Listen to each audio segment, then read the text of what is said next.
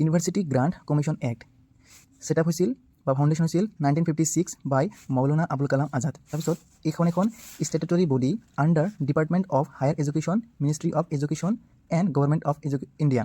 মানে এইটো কি এটা ষ্টেটুটৰী বডি যিয়ে এই তিনিটা প্ৰতিষ্ঠানৰ আণ্ডাৰত কাম কৰে। তাৰপিছত হেডকোৱাৰ্টাৰ ক'ত আছে?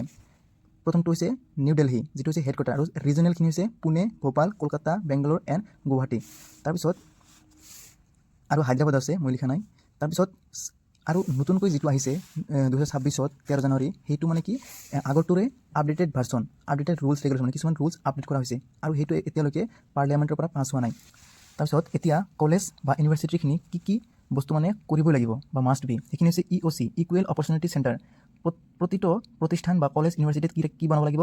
এখন EOC বনাব লাগিব, ইকুৱেল অপৰচুনিটি চেণ্টাৰ বনাব লাগিব, যাতে ষ্টুডেণ্টখিনি ইকুৱেল অপৰচুনিটি পায় কমপ্লেইন দিবলৈ বা যিখিনি অসুবিধা পায় সেইখিনি ক'বলৈ। এতিয়া ইকুইটি কমিটি, আৰু এই EOCৰ আণ্ডাৰত এখনকৈ ইকুইটি কমিটি বনাব লাগিব, মাষ্ট বি। আৰু সেই কমিটিত মেম্বাৰ্ছ কোন থাকিব? SC, ST, OBC, women and ডিজিবিলিটিৰ পৰা মানে মেম্বাৰ হ'ব লাগিব। জেনেৰেলৰ পৰা মাষ্ট বি নহয়, জেনেৰেলৰ পৰা নহ'লে হ'ব, কিন্তু এইখিনিৰ পৰা হ'বই লাগিব। SCৰ পৰা, STৰ পৰা, OBC ইত্যাদিৰ পৰা হ'ব লাগিব। তাৰপিছত ফৰ্মেল ৰিপৰ্টিং এণ্ড ডকুমেণ্টেশ্যন, আৰু কলেজ এখনৰ কি কৰিব লাগিব? সকলোখিনি তথ্যপাতি ফৰ্মেল ৰিপৰ্ট কৰিব লাগিব, ৰিপৰ্ট আৰু ডকুমেণ্ট হ'ব লাগিব, ডকুমেণ্টেশ্যন হ'ব লাগিব, আৰু কমপ্লেইন্সখিনি মানিব লাগিব ষ্ট্ৰিক্টলি। আৰু যদি কমপ্লেইন্স বা ৰুলছ ৰেগুলেশ্যনখিনি মানি নচলে, তেনেহ'লে কি হ'ব? সেই কলেজৰ ওপৰত বা সেই ষ্টুডেণ্টৰ ওপৰত কি হ'ব? ষ্ট্ৰিক্ট পেনাল্টি হ'ব।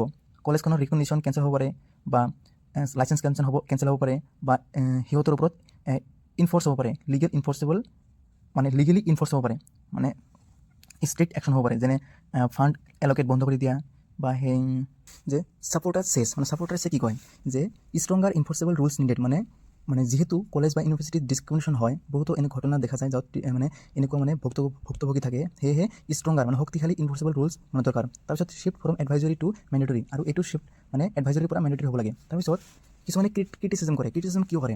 কাৰণ মানে যিটো মানে ডেফিনেশ্যন অফ ডিছক্ৰিমিনেশ্যন সেইটো মানে ডিফাইন নহয় বা ক্লিয়াৰ নহয়, এম্বিগুৱাছ। তাৰপিছত bias against general caste if it applied incorrectly, মানে যদি SC, ST, OBC ইত্যাদিৰ ল'ৰা ছোৱালী বা ষ্টুডেণ্টখিনি যদি এই আইনটোক মিছ ইউজ কৰে, তেনেহ'লে কি হ'ব? জেনেৰেল কাষ্টৰ মানুহখিনি বা ছাত্ৰ ছাত্ৰীখিনি ইয়াৰ পৰা ভুক্তভোগী হ'ব লাগিব।